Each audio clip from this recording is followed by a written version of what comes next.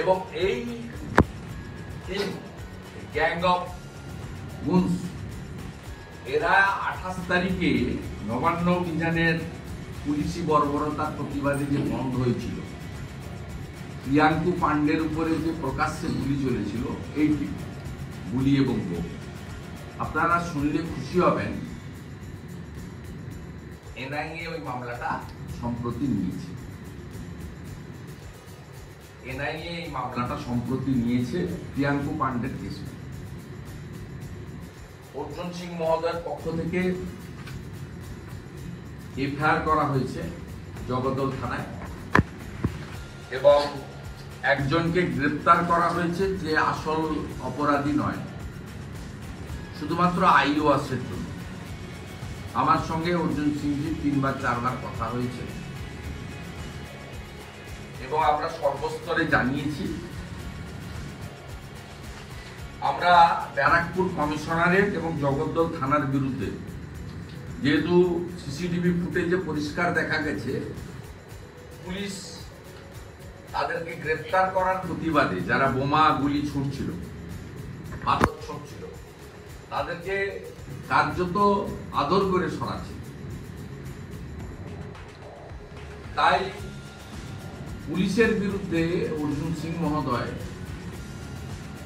উচ্চ আদালতে যাবেন, এই সিদ্ধান্ত অর্জুন সিং মহোদয়ের সঙ্গে আমার কথা হয়েছে।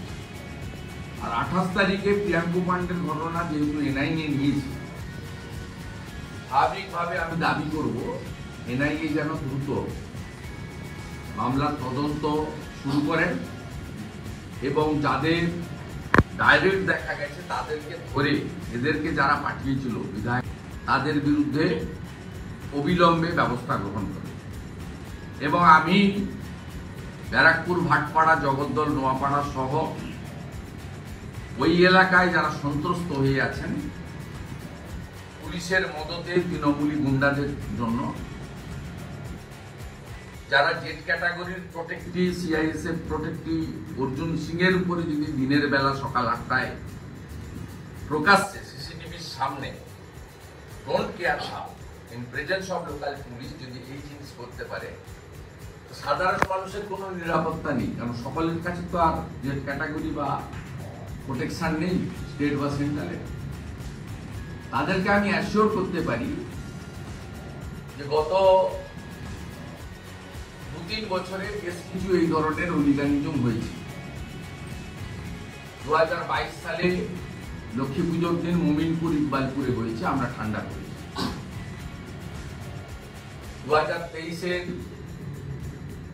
রামনবমীর দিন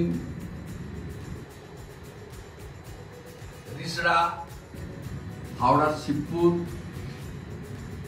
এবং ডালখোলাতে হয়েছিল, সেখানেও আমরা ঠান্ডা করেছি। 28শে আগস্ট প্রিয়াঙ্কু পান্ডের ঘটনা এবং আজকে অর্জুন সিং এর ঘটনা, এটাকেও আমরা ঠান্ডা করব। এইটুকু আমি ওখানকার মানুষকে আশ্বস্ত করতে পারি, চাই লিডার অফ।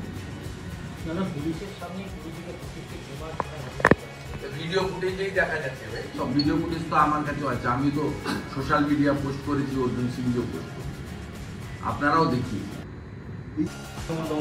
তৃণমূলের সঙ্গে কোনো সম্পর্ক নেই। আমাদের বিধায়ক সোমনাথ শ্যাম যা যা বলার বলে দিয়েছেন, ফলে ওই জায়গাটায় অর্জুন সিং তিনি প্রাসঙ্গিকতায় থাকতে যে ধরনের চিত্রনাট্য তৈরি করছেন, মানুষ জানেন এর সঙ্গে তৃণমূলের কোনো সম্পর্ক নেই।